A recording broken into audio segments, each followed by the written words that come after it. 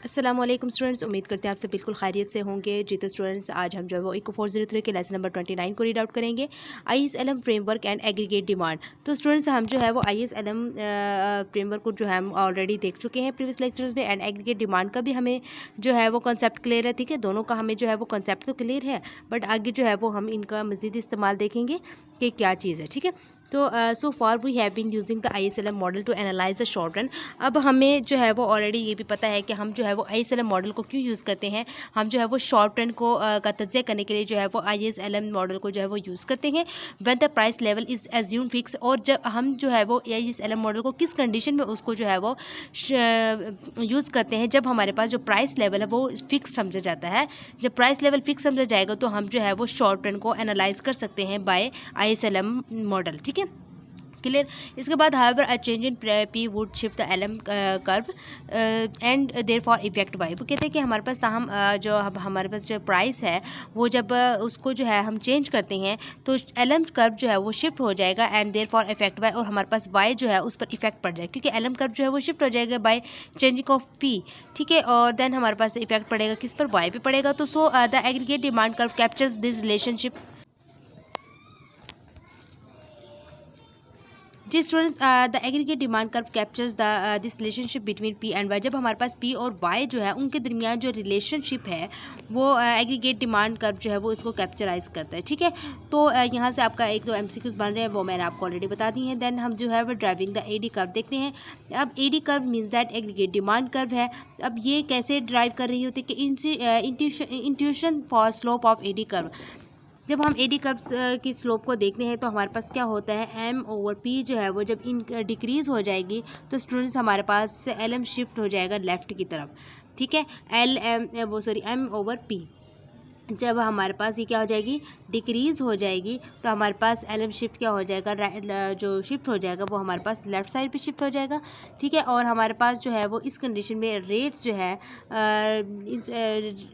Interest rate जो है वो हम उसमें देखते हैं कि हमारे पास इन्वेस्टमेंट जो है वो आई यानी इंक्रीज़ होता है तो वाई भी हमारे पास डिक्रीज़ होता है तो वाई भी डिक्रीज़ हो जाएगा। ठीक है, क्योंकि हमारे पास क्या हो रहा है, LM शिफ्ट हो रहा है लेफ़्ट की साइड पे, तो इस कंडीशन में हमारे पास वाई हो, आई हो, M/P जो है वो तमाम की तमाम जो है वो क्या होंगी, डिक्रीज़ होंगी। ठीक है, इसके बाद आप यहाँ पे जो है वो देख सकते हैं students, next monetary policy and the AD curve. Monetary policy भी हमने जो है वो इसका कॉन्सेप्ट क्लियर है एंड AD कर्व भी हमें पता है। तो हम यहाँ पे देखेंगे the central bank can increase aggregate demand, कि जब हमारे पास सेंट्रल बैंक जो है वो कहते हैं कि जो सेंट्रल बैंक है वो एग्रीगेट डिमांड को इंक्रीज़ कर सकता है। ठीक है, जब हमारे पास M जो है वो LM शिफ्ट जो है वो राइट साइड पर शिफ्ट होगा, और इस कंडीशन में हमारे पास R जो है वो क्या होगा, डिक्रीज़ हो जाएगा, और I जो है I/Y है at each value of P।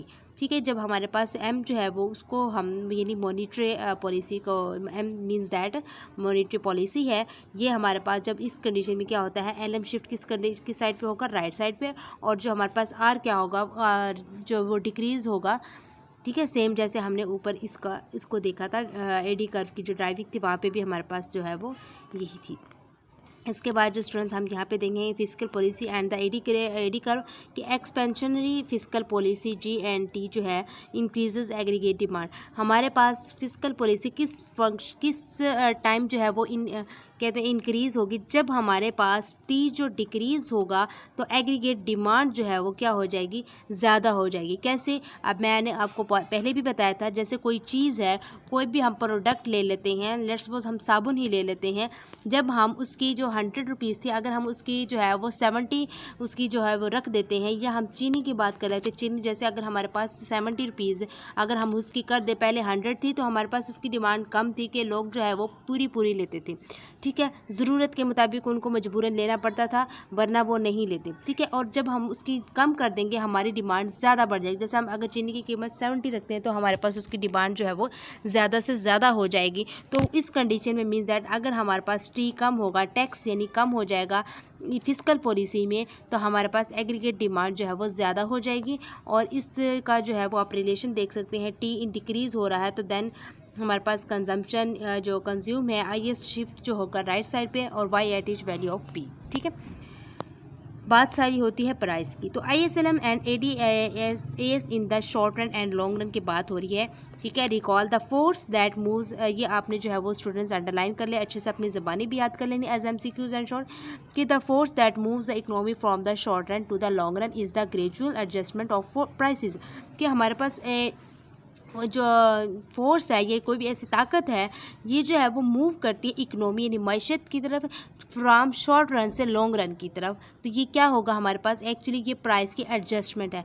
ऐसी हमारे पास एक फोर्स जो कि मूव करती है मैशत में शॉर्ट रन से लॉन्ग रन की तरफ जो है वो मूव करेगी, तो वहाँ पे हमारे पास प्राइस क्या होगी, एडजस्टमेंट हो जाएगी। अब इन द शॉर्ट रन की बात करें इक्विलिब्रियम में,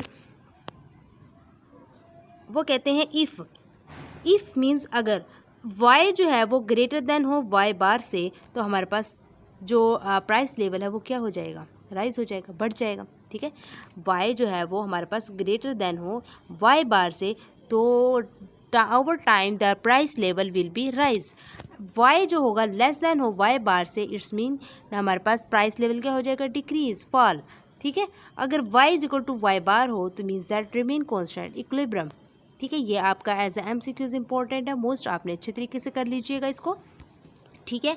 तो ये वही बात हो रही है, शॉर्ट रन से जब लॉन्ग रन की तरफ बात होती है तो वो एडजस्टमेंट होती है प्राइस में।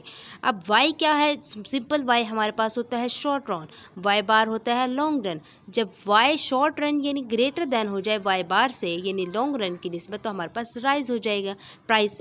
जब y बार जो है वो लेस देन हो जाएगा y बार से यानी शॉर्ट रन जो है वो लेस देन हो लॉन्ग रन से, तो हमारे पास फॉल। अगर ये इक्वल हो जाए रिमेन्स कॉन्स्टेंट। सो देन हम देखते हैं the SR and LR effects of an IS shocks के short run and long run. SR means short run and LR mean long run, ठीक है।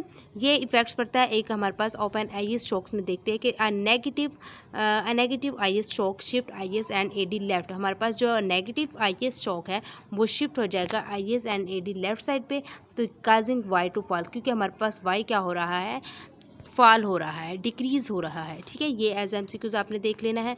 In the new short run equilibrium की बात करते हैं, y लेस देन y, ठीक है। y less than y यहाँ पे स्टेरिक या बार है, ठीक है। यहाँ पे आप थोड़ा इसको सेट कर लीजिएगा। Over time P gradually falls, हमारे पास p जो है वो फॉल्स हो जाएगी, which causes short run aggregate supply, ठीक है। ये SRAS means that short run aggregate supply to move down. जब हमारे पास शॉर्ट रन एग्रीगेट सप्लाई जो है वो डाउन हो जाएगी, तो हमारे पास प्राइस क्या हो जाएगी, ऑटोमेटिकली जो है वो डिक्रीज़ हो जाएगी, फॉल हो जाएगी, गिर जाएगी। तो M/P टू इंक्रीज, जब M/P टू इंक्रीज होगी, विच काज LM टू मूव डाउन। जब हमारे पास M/P जो इंक्रीज कब होती है, जब हमारे पास स्टूडेंट्स LM जो है वो डाउन हो जाता है, मूव करता है डाउनवर्ड। इसके बाद this process continues until economy reaches a long run equilibrium with y is equal to y bar, ठीक है। यहाँ पे आप इसको देख लीजिएगा। इसके बाद शॉर्ट रन इम्पैक्ट से स्टूडेंट्स और लॉन्ग रन इम्पैक्ट से, ये मोस्ट इंपॉर्टेंट है एज MCQs। आपने इसका शॉर्ट में भी पूछ सकते हैं कि difference between short run and long run, ठीक है। तो y हमारे पास क्या है, पॉजिटिव होगा, बिकॉज y मूव। जब हमारे पास y मूव्ड हो जाएगा तो y क्या हो जाएगा, यहाँ पे पॉजिटिव। y p जो है वो 0 है, because price are sticky in the, ऐसे शॉर्ट रन में हमारे पास जो प्राइस स्टिकी होंगी तो p क्या हो जाएगी, 0 हो जाएगी price. r is equal to हमारे पास क्या है, प्लस है, तो बिकॉज किसकी वजह से प्लस है, हमारे पास a जो है ये plus del Y leads to a rise in r। यहाँ पे पास हमारे पास डेल बाय जो है वो राइज हो जाएगा इन r में as IS slides along the LM curve. और c जो है वो plus because plus del Y increases the level of consumption, c is equal to c to y minus t। और i जो है वो minus since r increase the level of investment decrease. Similarity आपके long run है, आपने इसको जो है वो देख लेना अच्छे तरीके से, कि इतनी खास चीज़ें समझाने वाली नहीं है, ये जस्ट आपकी थोड़ी सी याद करने वाली। आप एक बार रीड करेंगे इंशाल्लाह आपको जो है वो याद हो जाएंगे, ठीक है। ये आपने अच्छे तरीके से कर लेना। Analyse SR and LR effects of UM। अब आपको UM पता है, मॉनिटरी, M से क्या मतलब होता है, मॉनिटरी होता है। UM मीन्स दैट आपकी मॉनिटरी में चेंजेस हो रही है, मॉनिटरी पॉलिसी जो है वो उसमें चेंजेस हो रही है। तो वी हैव IS, ये यहाँ पे आप UM को डेल M भी लिख सकते हैं, UM, ये दोनों एक ही चीज़ है। We have IS, LM and ADAS diagrams as shown here. Suppose central bank increase है, जब हम M को जो है सेंट्रल बैंक में इंक्रीज करते हैं M को, तो हमारे पास इस तरह डायग्राम्स बनती हैं, आप देख लीजिएगा। The graph below shows the short run effects of the change in M and what happens in the transition from the short run to the long run. ये आपके ग्राफ शो किए हुए हैं और यहाँ पे वही चीज़ शॉर्ट रन इम्पैक्ट्स और लॉन्ग रन इम्पैक्ट्स आए हुए हैं। तो स्टूडेंट्स ये आपका छोटा सा एक लेक्चर था। आई होप सो आपको समझ आ गई होगी।